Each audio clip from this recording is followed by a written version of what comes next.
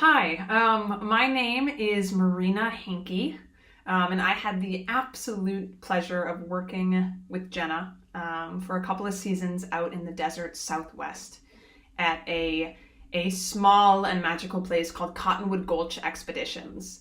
If there's one thing I know about Jenna, it's that she is someone who lives by community. And some of those moments of most communal living I felt with her is around a campfire under a starry sky in the desert Southwest. And so we wanted to bring you a slice of one of those evenings today. This is a song called Have You Ever? It's by Brandy Carlisle. Have you ever wandered lonely through the woods? Everything there feels just as it should. You're part of a life there, you're part of something good. If you've ever wandered lonely through the woods,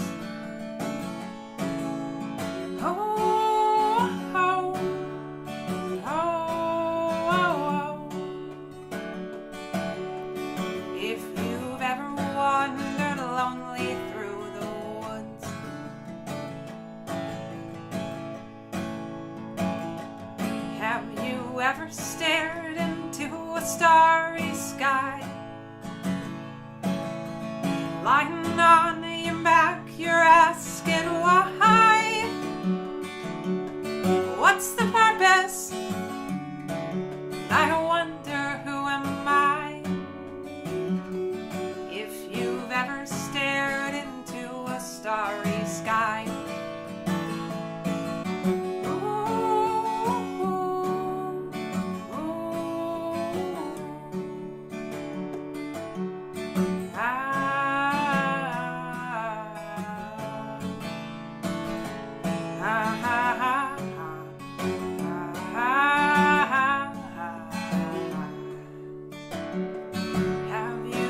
stared into a starry sky?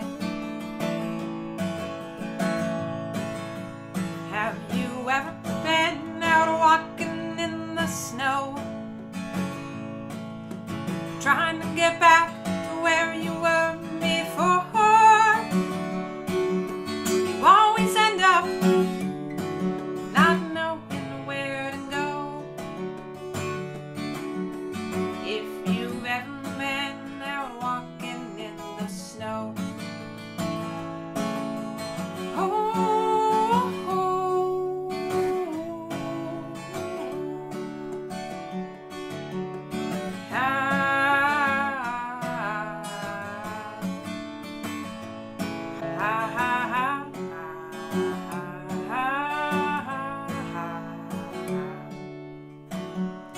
if you've ever been out walking, you would know.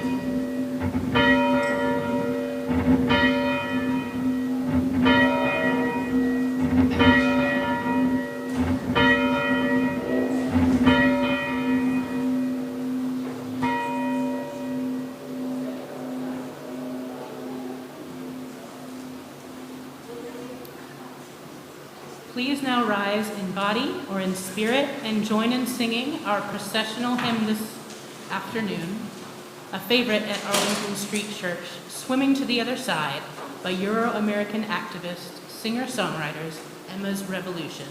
The lyrics are in your orders of service.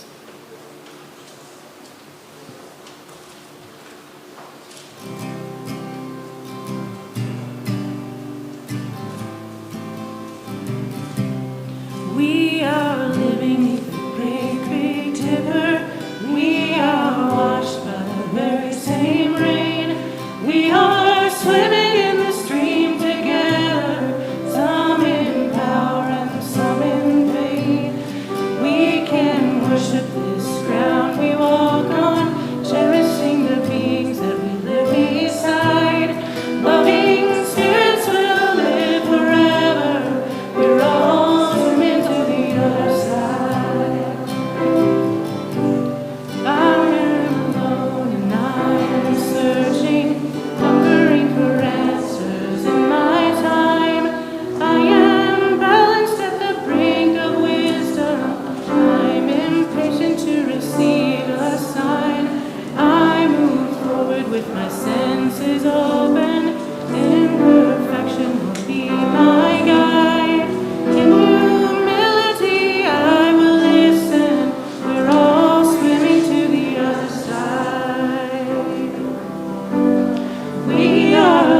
beneath the great Big Dipper. We are washed by the very same rain. We are swimming in the stream together, some in power and some in pain.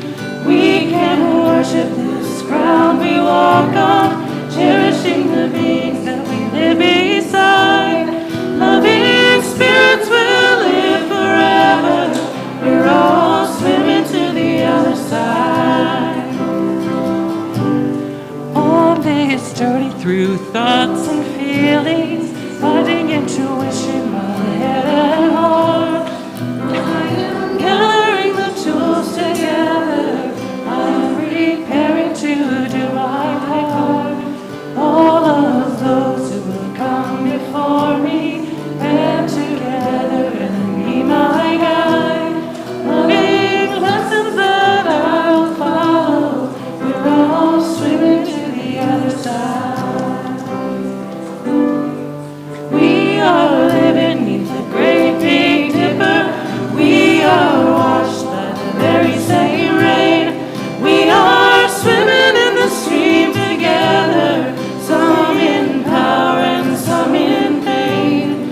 We can worship this ground we walk on, cherishing the beings that we live beside.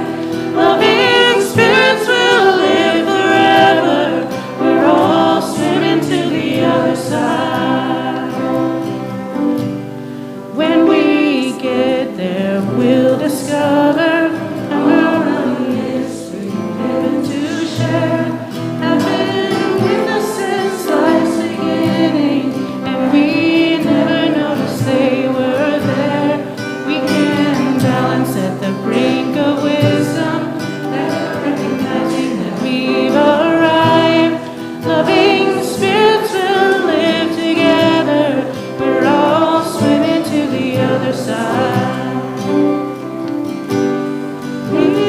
Spirits will live together. We're all swimming to the other side.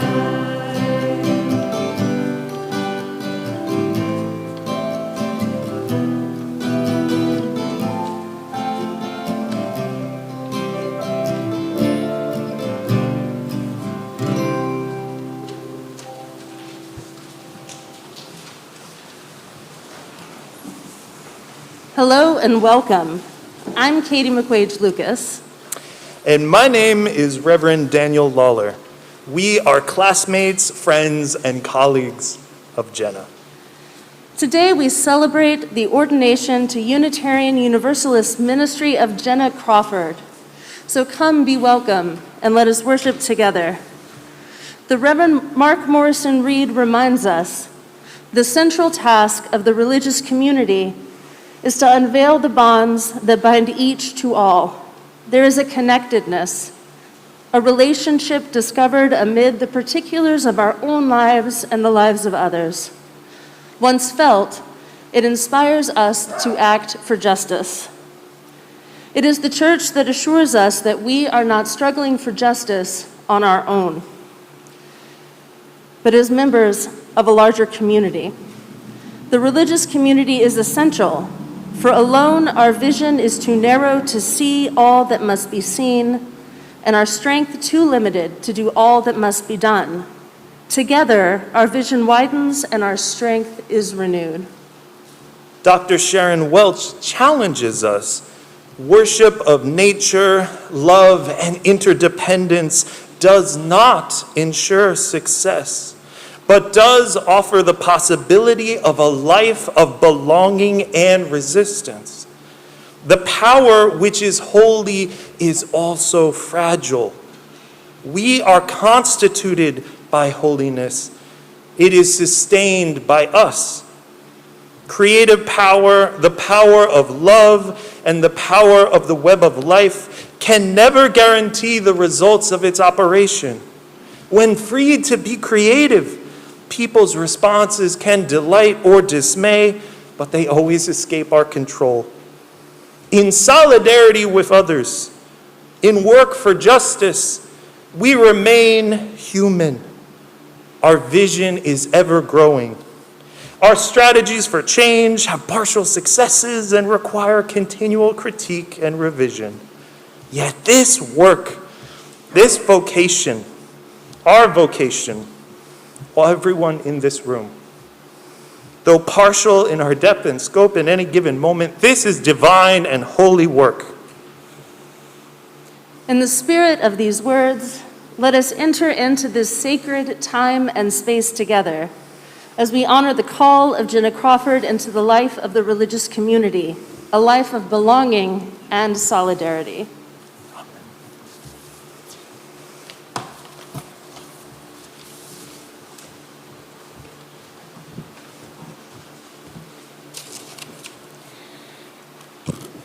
Good afternoon and welcome to First Parish in Needham.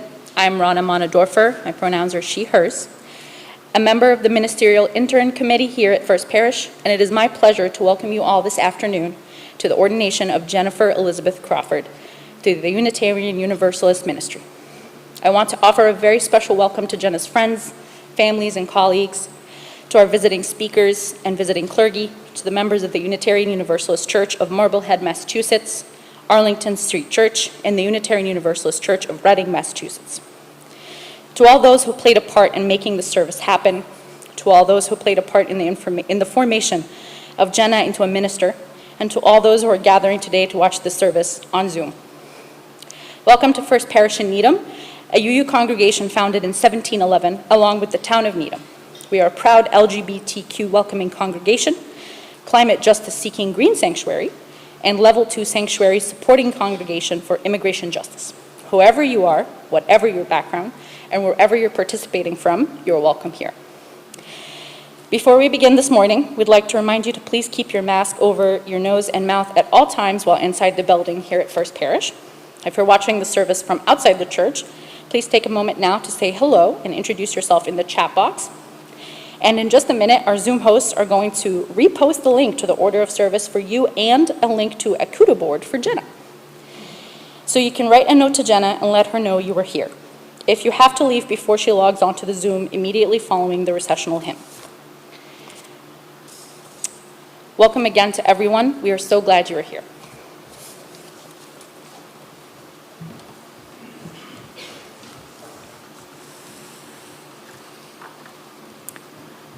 As our ordinand will do, so many times in her future, we shall light this chalice. We will light it not just in the name of strength, commitment, justice, and community, but in the name of today's sacred rite. For this task, we call upon the great cloud of witnesses, of which all of us here today are but a part, two of whom are Jenna's parents, Brian and Joanne Crawford, who I now invite up to light the chalice. We call upon this cloud of witnesses, those who have been with us, are with us, will be with us, to guide, be guided by, and to bless this moment. May we all witness, and may Jenna's call, her wisdom, and her passion for the people spark and maintain today's flame. Amen.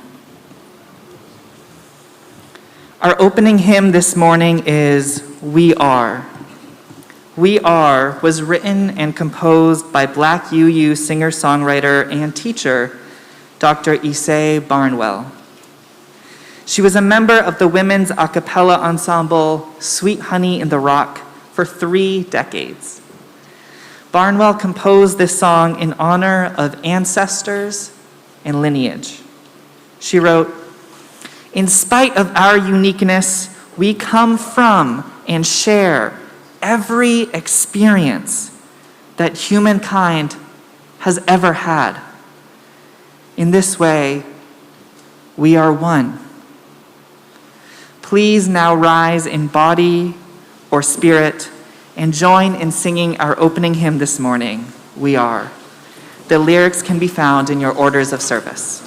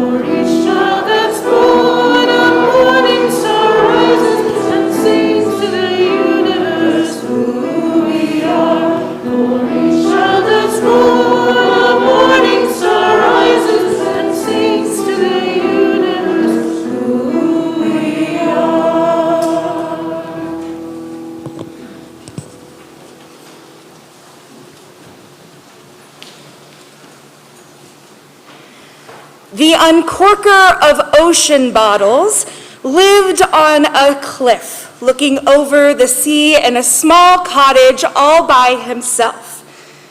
He had a very important job, looking over the waves each day, searching for a glint of glass. His task in this world was to look for any bottles that may be floating along, collect them, and deliver the messages inside. Sometimes these messages took him just a short stroll to the nearest village.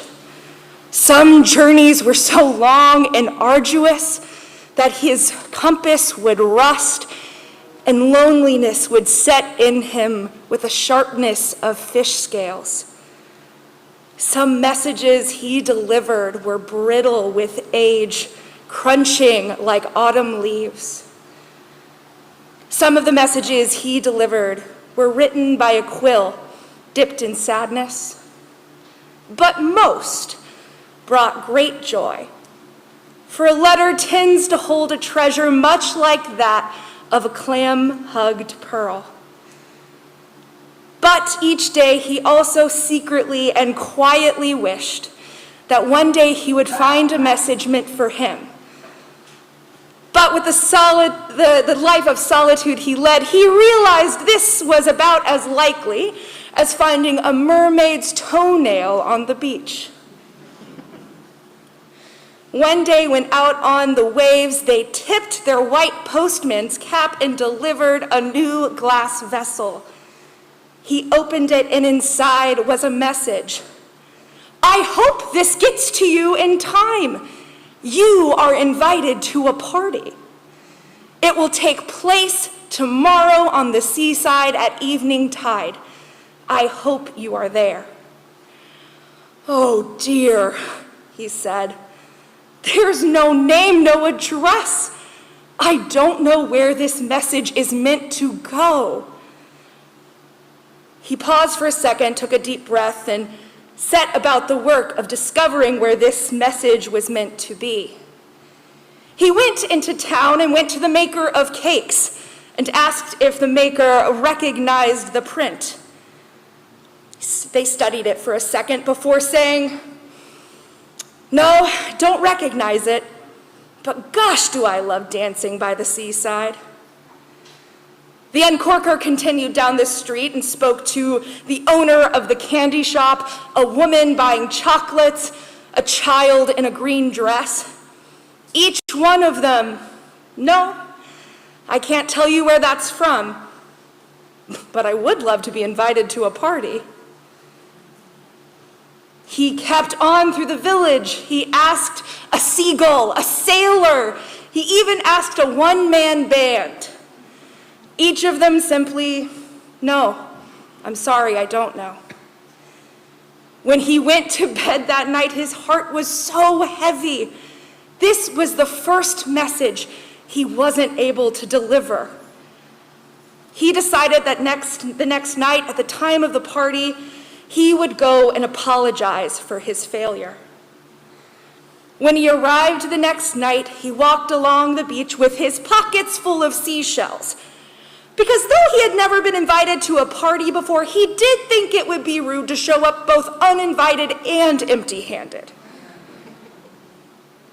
When he arrived to that spot on the beach, he found it peppered with candles resting in clamshells, starfish decorations, and the maker of cakes greeted him saying, "Oh goodness, it's you. We are so glad that you're here." He also saw the owner of the candy shop, a woman, a child in a green dress, a seagull, a sailor, and even a one-man band. They spent the night under the moonlight, laughing and being together. And for the first time, the uncorker of ocean bottles learned to dance by the sound of that one-man band. As he sat on the beach with a mouth full of cake and a heart as full as a glass vessel filled to the brim, he thought, "Well, I think I might try to deliver this message again tomorrow." The work of life, much like the work of ministry, is delivering messages in bottles wherever we may find them. We don't always know where the messages are going or what they will bring. And sometimes delivering those messages is scary or sad. But if we allow ourselves to rediscover the joy of opening those bottles in those quiet moments, we can remember the community that is built when we're not paying attention, when we don't even know, and the beautiful journeys that takes us on. Thank you.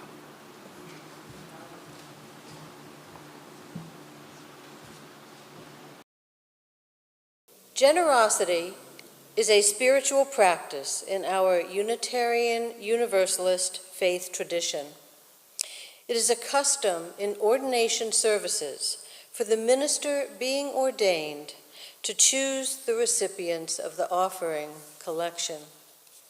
Jenna has asked that our offering be split today between the Living Tradition Fund and the Unitarian Universalist Ministry for the Earth. The Living Tradition Fund was established in 1988 to support professional ministry in our association through need-based scholarships for theological students, through new minister assistance to reduce the burden of high education debt, and through emergency assistance grants to seminarians, ministers, religious professionals, other congregational staff, retired ministers, and their loved ones. The Unitarian Universalist Ministry for Earth seeks environmental justice, beloved community, and the flourishing of all life, anchored in the framework of race and class-informed environmental justice, which centers the leadership and needs of frontline communities.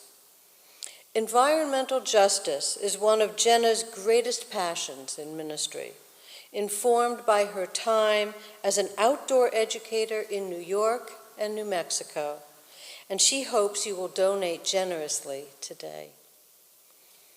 To make your donation, you can use one of 3 different methods as described in detail in your order of service.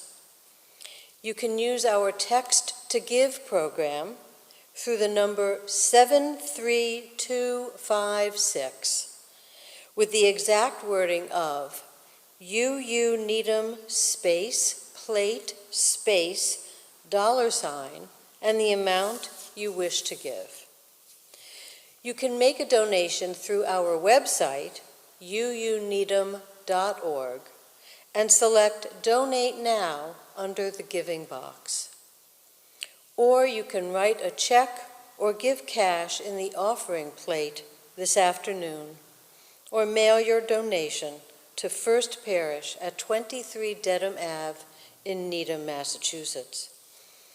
If giving through a check or on our website, please specify that your donation is for this ordination service.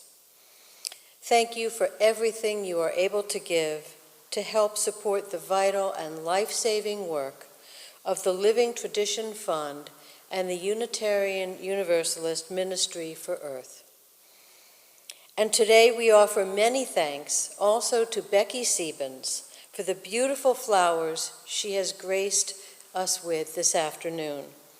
These were donated for Sunday's service in honor of her spouse of blessed memory, Dick Anthony's birthday, and they were brought a day early in honor of Jenna's ordination. May the ushers please come forward.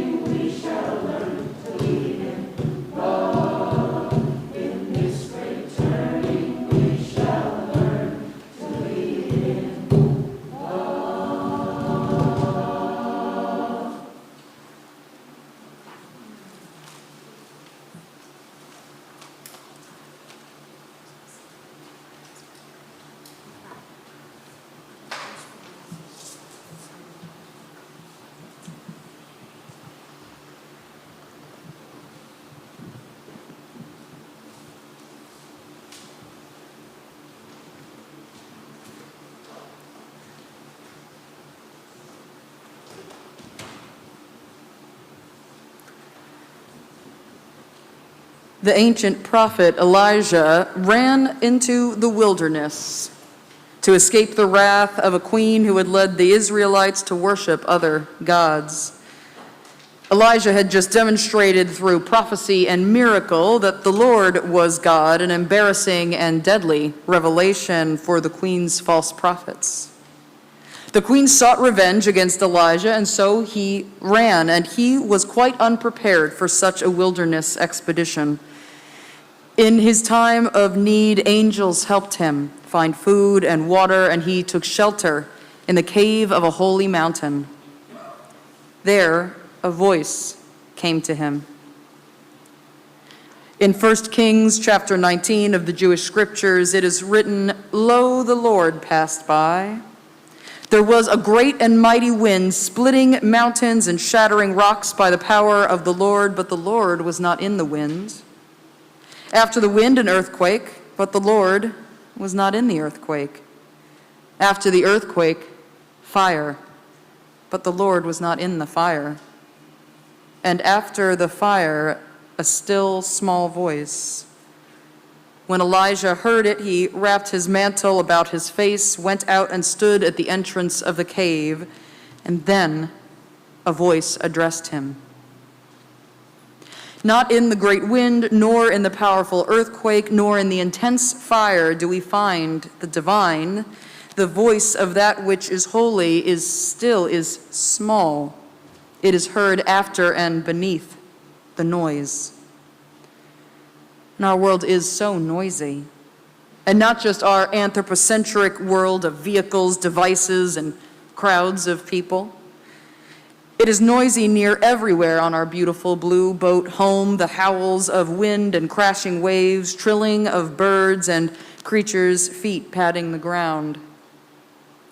These voices of our kin, as Potawatomi scientist and educator Dr. Robin Wall Kimmerer calls our non-human living species we share our planet with. These voices of our kin beneath the noise of our anthropocentric world remind us that we live in an interdependent and fragile web that our centuries-old anthropocentrism is close to destroying. 20th century Euro-American Unitarian Universalist minister and educator, Reverend James Luther Adams, wrote that our faith promotes the prophethood of all believers, that we believe there is a call whispered to each of us in the quiet, if we are to pay attention, and if we are so blessed to be given by our communities loving and accountable environments in which to listen.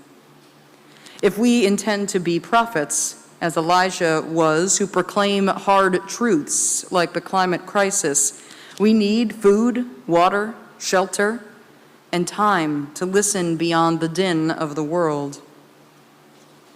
With our limited time in this abundant world, to what do we pay attention? To our own selves, to our communities, our interconnected web, the holy present within and without.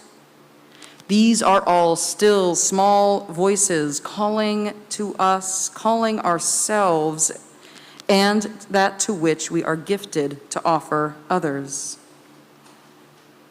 And finding our call of how we may bless the world is indeed a gift to ourselves and to all. To borrow from Jewish American writer and activist Marge Piercy, it is wonderful when we find our unique way to be of use. Modern Euro-American Quaker educator and author Parker Palmer reminds us that vocation cannot be manufactured or forced. The call comes from our own inherently worthy and dignified selves. Or in Palmer's words, vocation does not come from willfulness, but from listening. It is a calling that we hear. And we may not want to hear the call. Acting upon our call can provoke the wrath or the disdain of the powerful, those societal royals who harden themselves against systemic cultural change and who mock service that is not financially lucrative. Acting upon our call can mean that other people will be displeased with us because we say no to what is not good. Modern Euro-American Presbyterian minister and author Reverend Frederick Buechner cautions us that the voices of society and the superego can be quite loud, even appealing. Capitalism, white supremacy, hetero-cis sexism, and xenophobia make false promises of relative safety, control, and happiness for being of use in ways that support the status quo. Society and the superego have a marked advantage when we succumb to what 20th century Euro-American poet and Presbyterian minister Reverend Thomas John Carlyle calls the deadly catastrophe, where nothing is enjoyed or broken or spoken or spilled or stained or mended, where nothing is ever lived, loved, pored over, laughed over, wept over, lost or found. This is again why the choirs of angels in our wildernesses are so important. They protect us, encourage us, offer us joy when society and the superego make listening to our call difficult, even frightening. When we do dare to listen for our call, when we strive for clarity about who we are and what we have to offer, how do we separate that still small voice from the shouting of society and the superego? Buechner tells us that the kind of work God usually calls us to is the kind of work that we need most to do, and that the world most needs to have done. He continues, neither the hair shirt nor the soft berth will do. The place God calls us to is the place where our deep gladness and the world's deep hunger meet. In the quiet of the natural world, in the quiet of a community worshiping together, in the quiet of our own breathing, of our own resting and contemplative practice, we can hear that unique call and reflect on the world's deep hungers. I know of at least one here today who has heard her call. But Elijah and the other ancient prophets did not only listen for the Lord's voice, hear it, and then that was that. In the place where our deep gladness and the world's deep hunger meet, we don't only listen, we are called to act. For Unitarian Universalism to truly embody the ethos of a prophethood of all believers, we must not only dare to listen, but dare to lead. You didn't think I wouldn't mention Brene today, did you? Modern Euro-American social worker, researcher, and educator, Dr. Brene Brown, published her 7th book, Dare to Lead, as an expansion of her research into vulnerability, shame, and courage. Brown defines a leader as anyone who takes responsibility for finding the potential in people and processes, and who has the courage to develop that potential. Dare to Lead elaborates on what Brown deems the 4 essential qualities of a great leader: courageous vulnerability and authenticity, commitment to core values, braving trust, and learning to rise. I have rarely found such excellent and pertinent leadership advice from a secular source for when one's call is to ordained ministry. Courageous vulnerability and authenticity, strong core values, braving relationship, and learning to rise again and again. I only might add that daring to lead sometimes looks like daring to follow, of leading others with privilege and centering those who have historically been cast into the margins. As Brown herself quotes from Jewish American clinical psychologist and scholar Dr. Harriet Lerner, leaders must listen with the same passion with which we want to be heard. Also, a very pertinent admonishment for a preacher. There are many bottles to uncork, full of wisdom and compassion. What is so daring about countercultural leadership and leading is not only that our dominant American culture, steeped in white supremacy, lies to us, saying that great leaders are loud, untouchable, cunning, perfect, and profit-minded. What is especially daring about countercultural leadership today is that, as Black activist, writer, and doula Adrienne Marie Brown writes, we are living in impossible times. If it were fiction, it would be critiqued as hyperbolic. If it were nightmares, we would never sleep. It feels like everything is broken. There is so much broken, and every day the news reminds us of traumas near and far. Mass shootings, reproductive injustice, police brutality, warfare, families torn apart, floods and fires, a controllable yet still ongoing pandemic. We journey through impossible, hyperbolic, and fearsome times. But when we hear our call and understand how it fits with the calls of those around us, understanding our communal deep gladness, our communal core values, we can find the courage to rise to meet the world's deep hunger. I believe we each have a gift to offer in the co-creation of beloved community of the future world grown from the compost of this present society. Perhaps we are called to be providers of food, water, shelter. Perhaps physicians of the soul, spirit, or body. Maybe artists, perhaps scholars, perhaps builders, maybe revolutionaries. Brown writes, we must, each of us, fix our attention on the nearest wound, conjure within us the smallest parts of ourselves that are still whole, and be healers. Heal with words and prayer and energy, heal with money, clean water, time, and action. There's enough destruction, there's enough nothingness swallowing the living world. Don't add to it. There's enough. Our visions are ropes through the devastation. Look further ahead, like our ancestors did. Look further, extend, hold on, pull, evolve. Our Unitarian Universalist core values call us to look to the future, to ideals that have not yet been realized. Justice, equity, and compassion in human relations, peace, liberty, and justice for all, the culmination of our shared journey towards spiritual wholeness in a diverse, multicultural, beloved community. Like Adrienne Marie Brown, a reader and writer of speculative fiction and Afrofuturism, we can imagine what our spiritual descendants will think about us, and extend, hold on, pull, evolve. 7 generations from now, will our descendants remember us as good ancestors?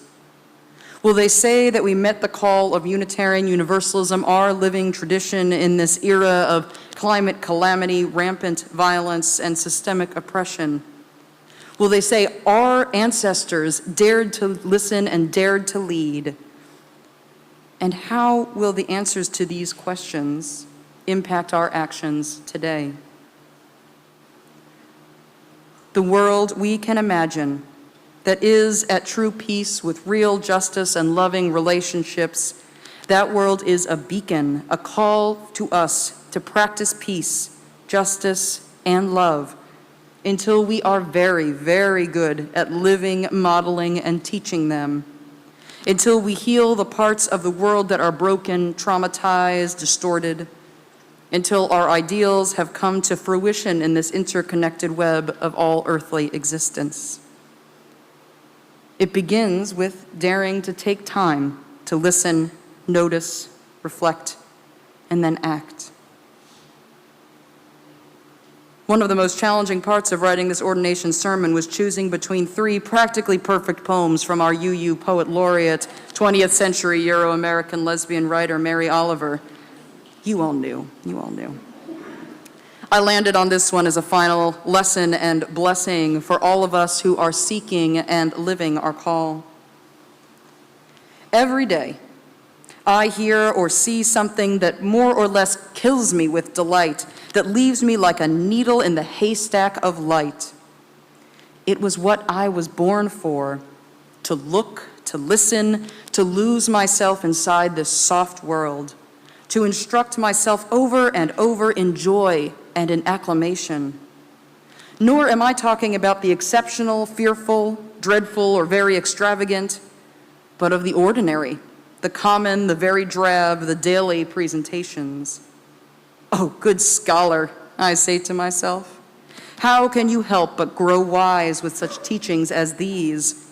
The untrimmable light of the world, the ocean's shine, the prayers that are made of grass. May we grow wise as we deeply see and hear the quiet teachings of the ocean's shine, the grass's prayers, and of that which is holy. May we find the light, heal in the light, embody the light, and share the light of our living faith tradition. May we dare to listen and dare to lead in love. Blessed be, and amen.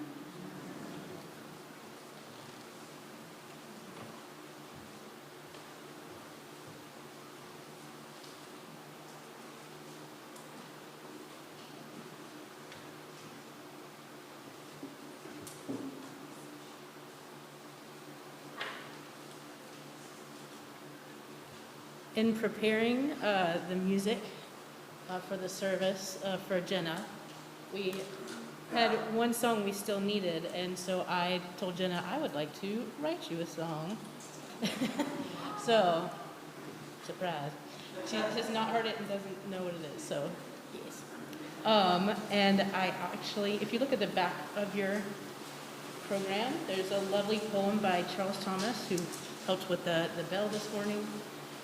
So I set this poem to music, and with Charles's permission, added a few words in there. So this is called Living to Do Good.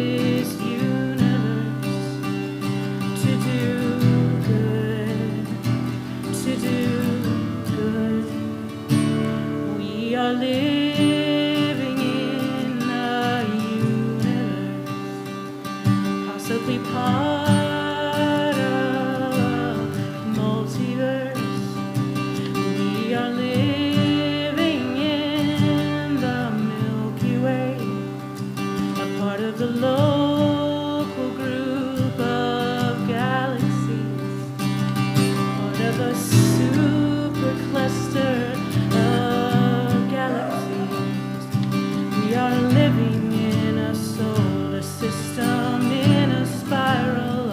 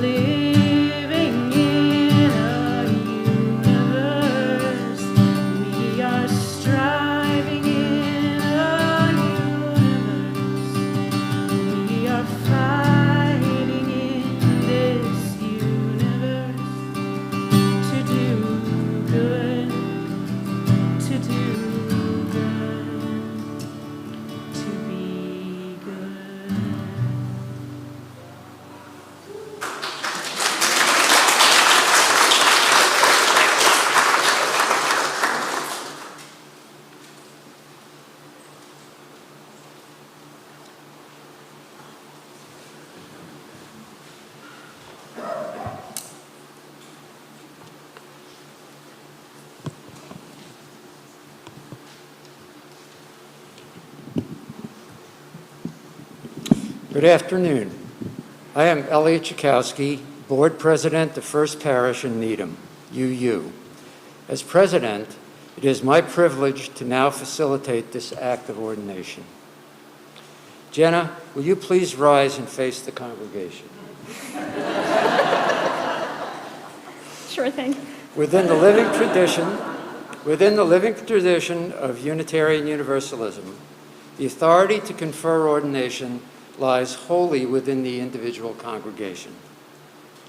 The act of ordination confers the authority of religious leadership and the title of reverend. It is a meaningful and joyous occasion when congregations recognize one who has chosen and been chosen for ministry as her life's work. The members of First Parish in Needham gather today to ordain Jennifer Elizabeth Crawford into the ministry. Jenna, we offer you ordination. Wherever you may serve, we charge you to speak the truth in freedom and love, to minister with compassion to joys and sorrows alike, to work for justice and peace, and to promote the inherent worth and dignity of every person. Are you ready to accept this calling, to step over the threshold, to enter into ordained religious leadership? I am.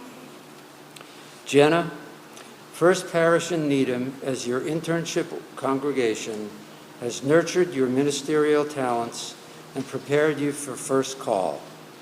In our hearts and minds, you are our minister. Recognizing your call to serve our faith, having received the recommendation of the Ministerial Fellowship Committee of the Unitarian Universalist Association, and having completed the requirements for fellowship, and by the authority and consent of the members of First Parish in Needham, Unitarian Universalist, it is our privilege to ordain you to the Unitarian Universalist ministry. I invite the members of First Parish in Needham to rise in body or spirit and join together in reciting the words of ordination that are in the order of service. Together, we, the members of First Parish in Needham, Unitarian Universalist, joyfully ordain you, the Reverend Jennifer Elizabeth Crawford, to the ministry. May you minister of love, justice, and compassion. Thanks. You may be seated. Will Jenna's family, friends, and colleagues please rise in body or spirit to bless and affirm this act of ordination? Together, Jenna, for many years, you have touched our lives, and we have been sources of love and support to you. With joy and pride, we affirm this ordination. We pledge ourselves to continue to love and support you in this lifelong call. Thank you. You may be seated. Will those members of the Unitarian Universalist Church of Marblehead please rise in body or in spirit to bless and affirm this act of ordination by reading the script in the order of service. Together, we are delighted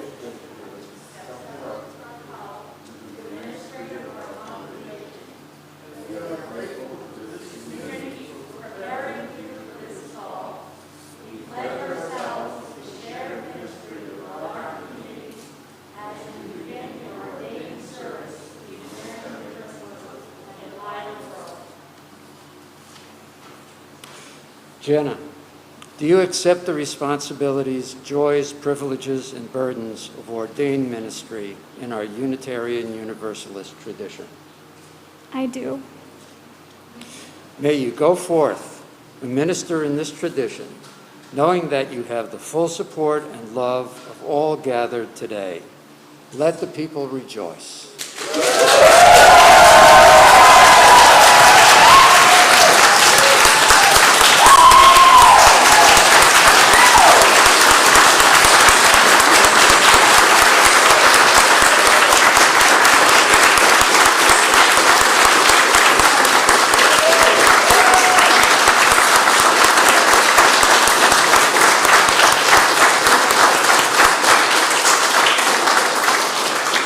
Please be seated.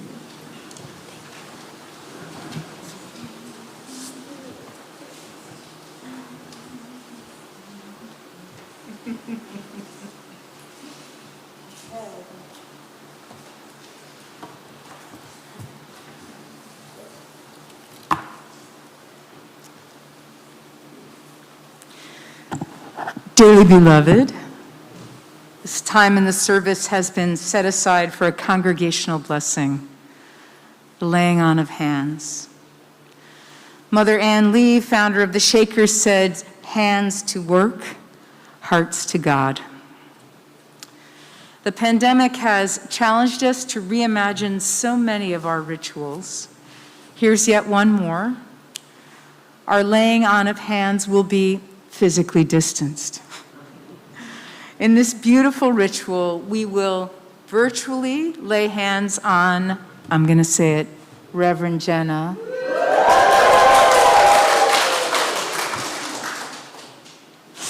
Affirming the ministry to which she has been called, and bless the work of her mind, her heart, and her hands. Reverend Jenna, will you please walk to the center of the center aisle and be the center of attention?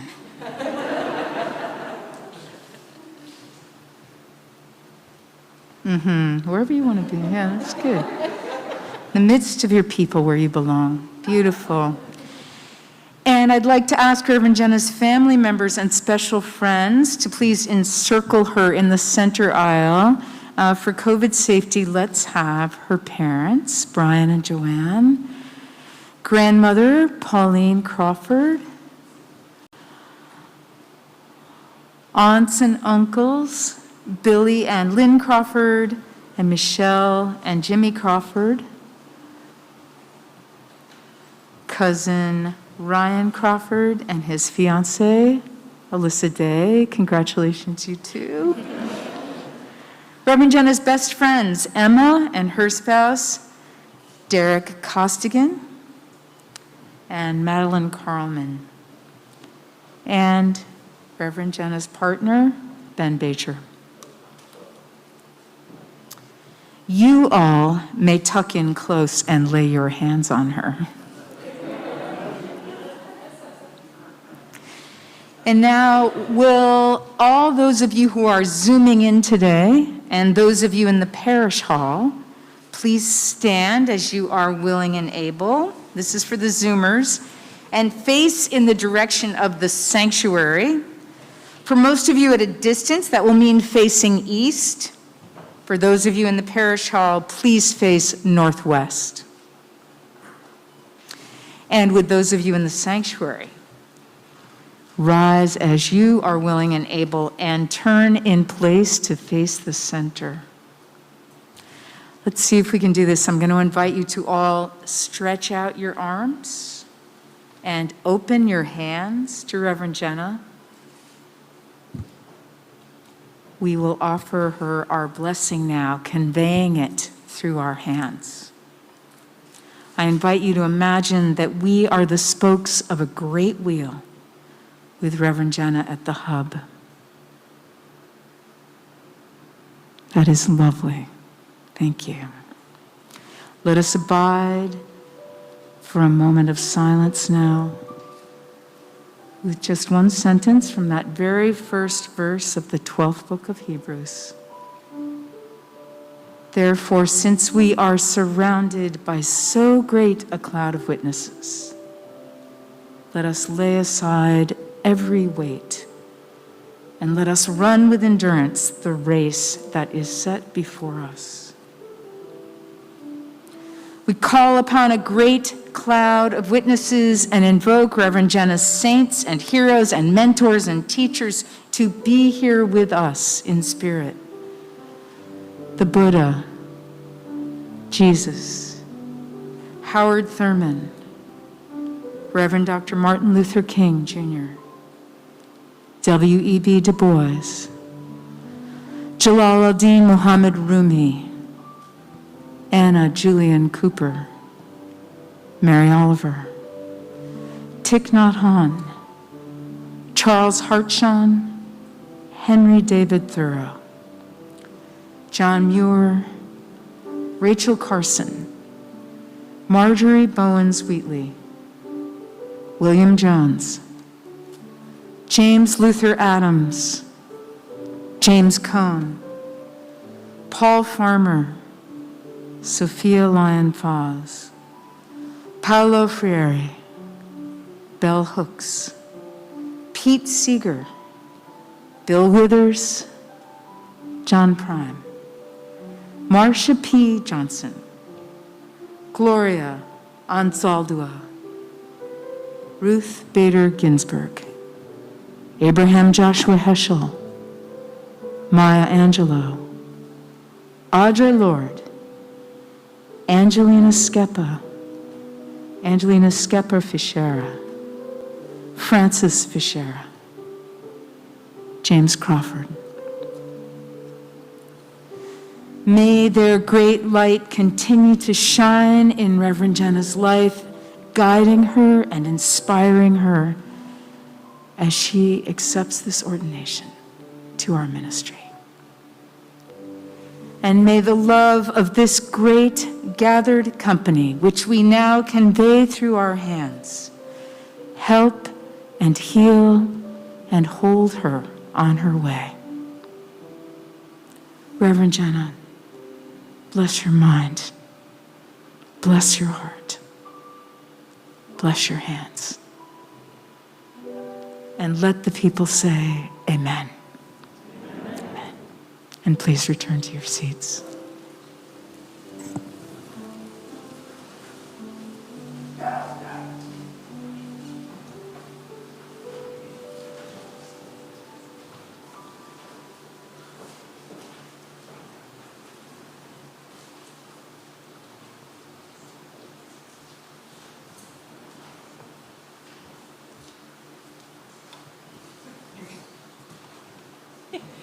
Jenna, would you please come up here? Okay. Reverend Jenna, excuse me. I am honored to have shared in Reverend Jenna's journey these past 2 years as a member of the Ministerial Intern Committee and the Pastoral Care Committee. And together, these groups have a gift for Jenna. It's not a surprise. We asked her to choose the pattern and an inscription, and for this stole. And for the inscription, she chose this quote by Maston Kipp. "Do others feel loved in your presence? This is the spiritual bottom line." We definitely feel loved in your presence, and we know that you will bring love and blessings wherever you go. Thank you, Reverend Jenna.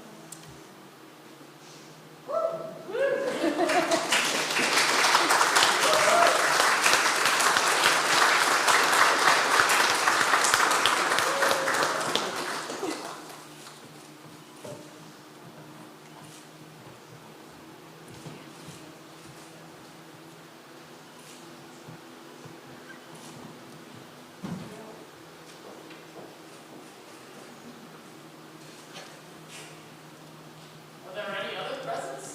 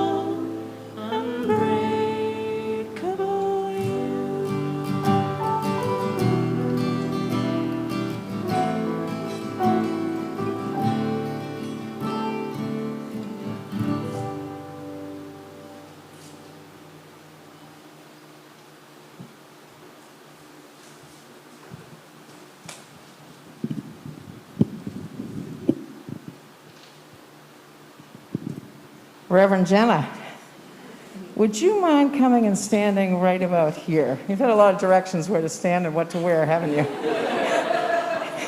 And a lot of affirmation, too. Reverend Jenna, ministry is all around us.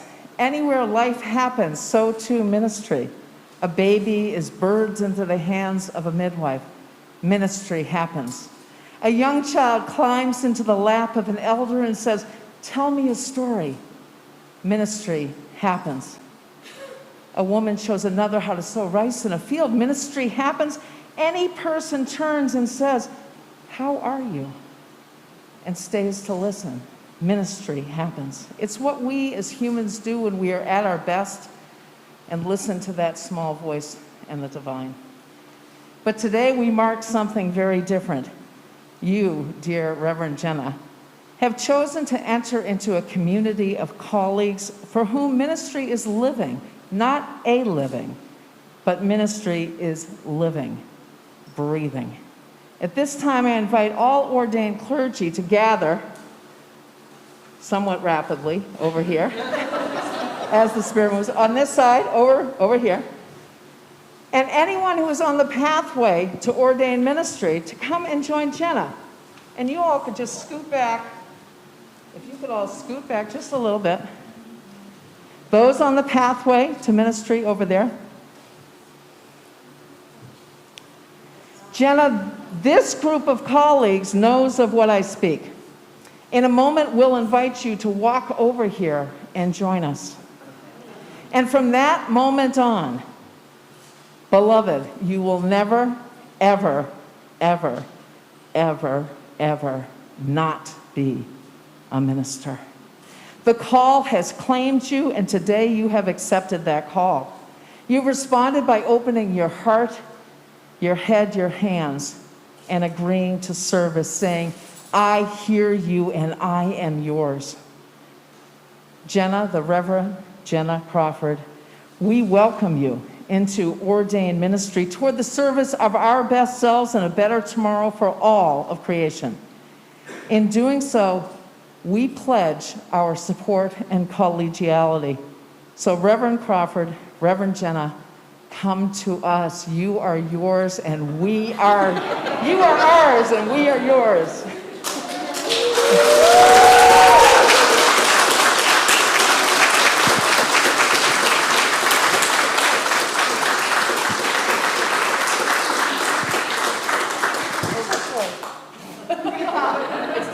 The official right hand of collegiality. And I invite everybody to be seated again.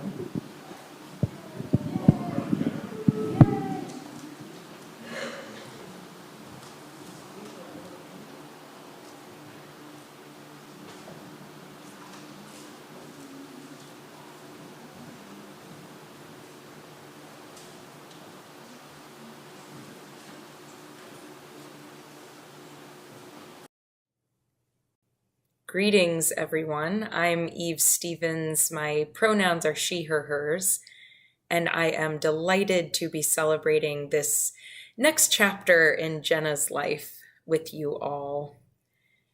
Jenna, here are a few things that I have learned over my years in ministry that I want to pass on to you to keep close to your heart as you start your own ministry. My prayer is that you stay curious about what kind of leader you are. Whiteness and patriarchy have taught us that there is one right way to be a leader. Leaders are authoritarian and immovable and certain about everything all the time. Question that every chance you get. When, as a leader, you aren't sure how to proceed or what to do, what to say, get curious. Even if you do feel certain about how to proceed, stay curious. Share your curiosity with your community. Share your own questions and discomfort, your hope from your heart, and you will empower others to bring what they have to offer And before you know it, you will be co-creating the way forward. Leadership is a heck of a lot more meaningful, dynamic, fun, and sustainable when you don't do it alone. My prayer for you is that you learn to breathe deeply and find ease in the midst of tension, because so much of ministry is about holding tension so that others can make meaning out of life's complexities. And so we remember that our world is not yet the fair and kind place that we dream it could be. So when you find yourself holding space for a person who is trying to figure out how to go on living after loss, or there's a conflict or disagreement in your congregation or in the larger community, or you need to speak difficult truths about what is broken and unjust in our world, in the midst of the tension, stay mindful of your own breath. Feel your feet on the floor. Notice where your body feels tense. And be a presence of compassion and conviction.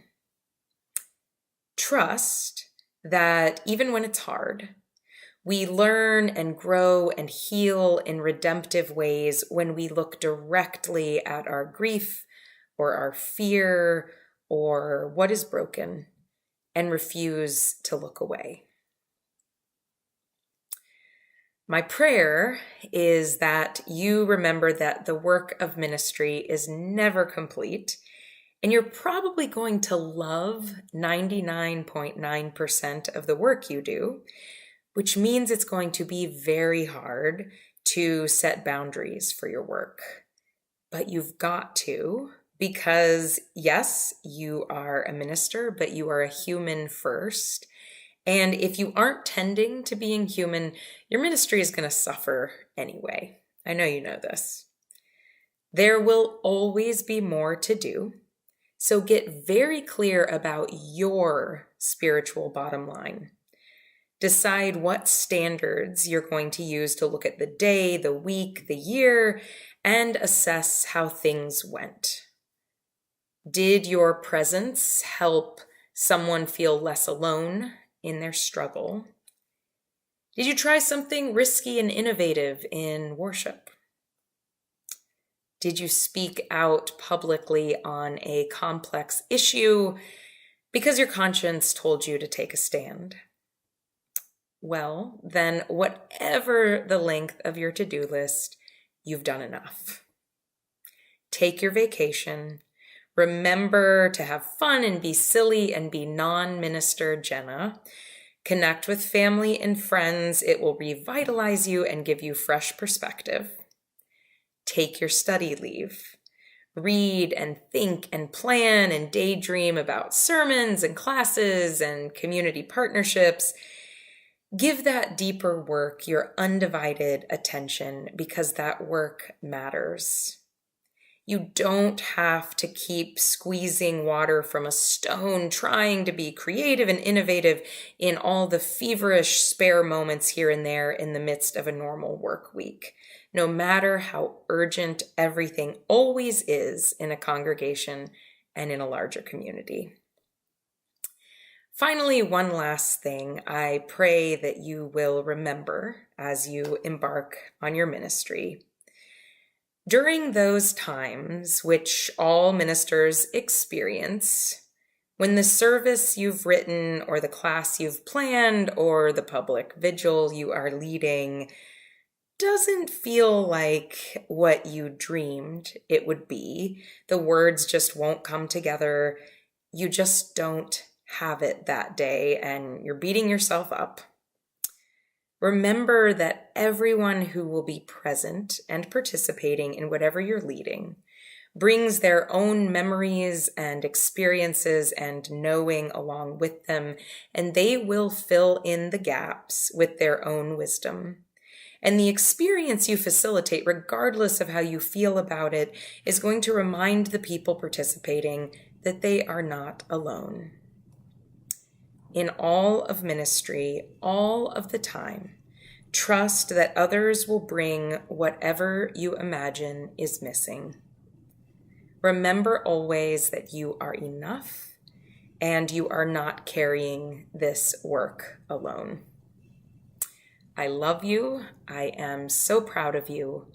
Embark on your ministry with confidence and know that we will be celebrating with you long after today.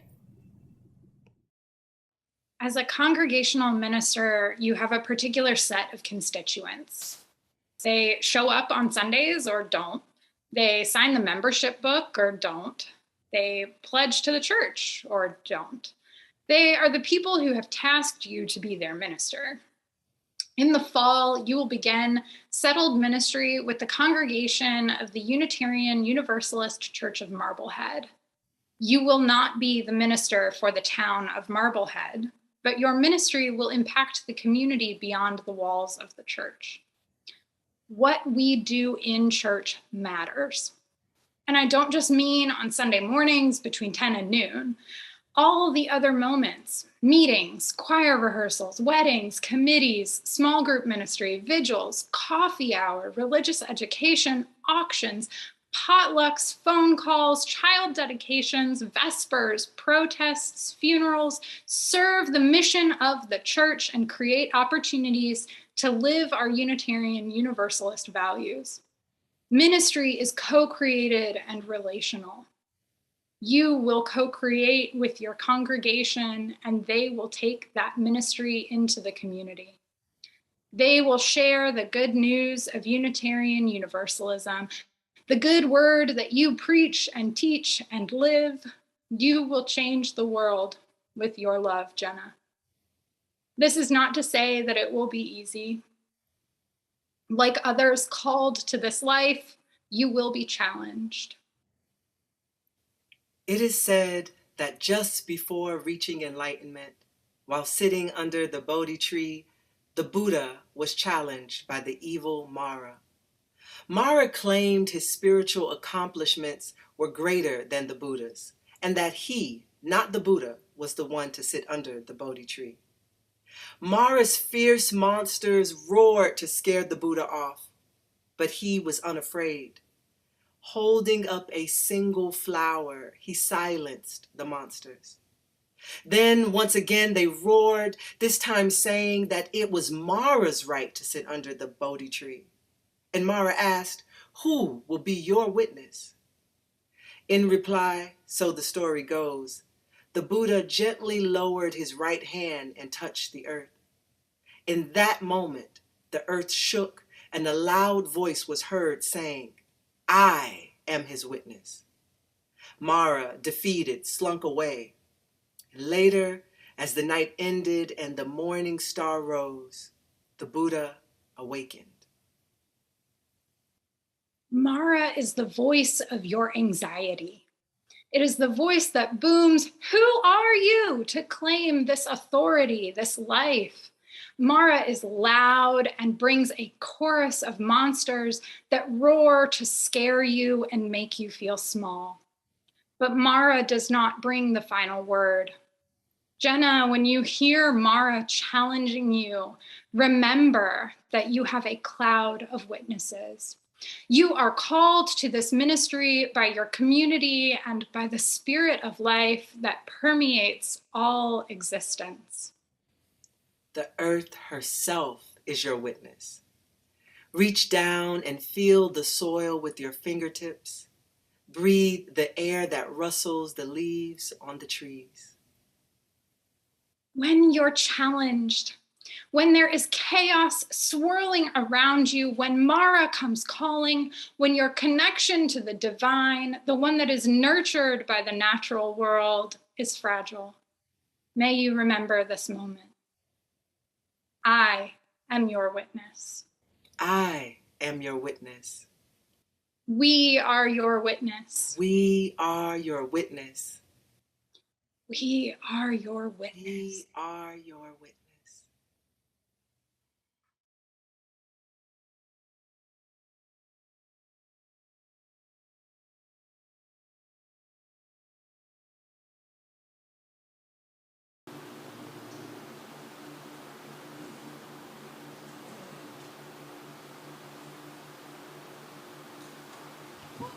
Please now rise in body or spirit and join in singing our closing hymn this morning, Answering the Call of Love, written by Reverend Jason Shelton.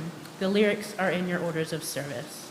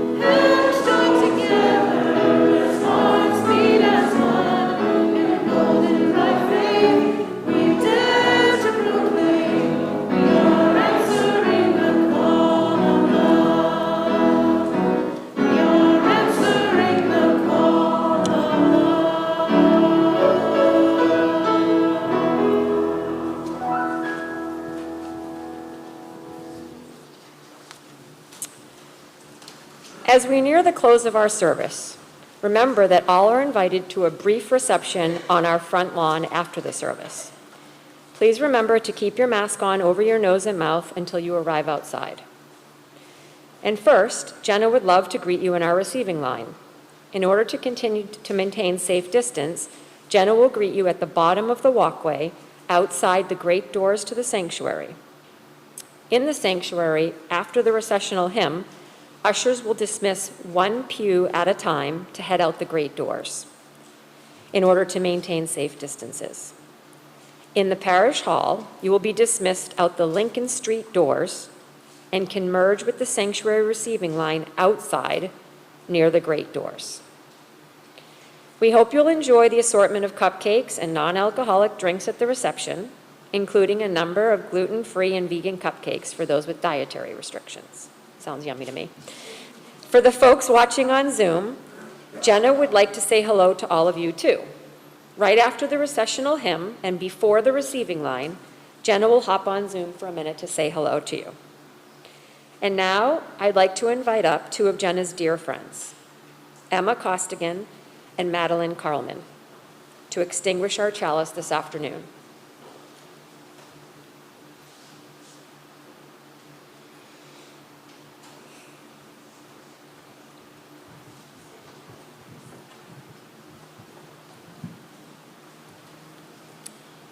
At First Parish Needham, we always extinguish our chalice here with words promising to carry its flame in our hearts until we are together again. Please join me from home or here in the building in saying these words written by UU Minister Reverend Elizabeth Selly Jones. We extinguish this flame, but not the light of truth, the warmth of community, nor the fire of commitment.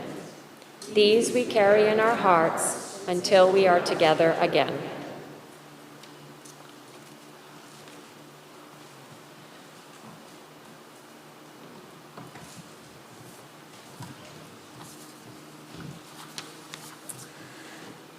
beloved friends, family, colleagues, fellow travelers. The news, the weight of the world, has been heavy lately. Beyond just the pandemic and its subsequent colossal loss of life, in just the last 3 weeks alone, the news out of Buffalo, and then Uvalde, and then Tulsa. And Reverend Katie and I did not plan this, but I'm reminded often of Black doula activist and author Adrienne Marie Brown's words.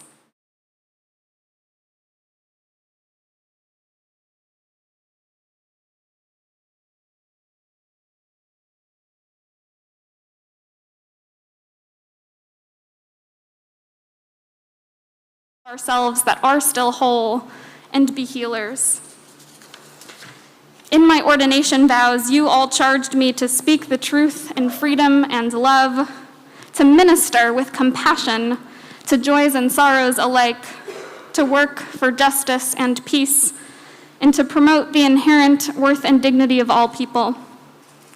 So, by way of my benediction to you, I hope that you all will join me using your gifts and talents and heart in this shared and holy work, so that time and again we will find each other and somehow, impossibly, continue to conjure within us the smallest parts of ourselves that are still whole and be healers together.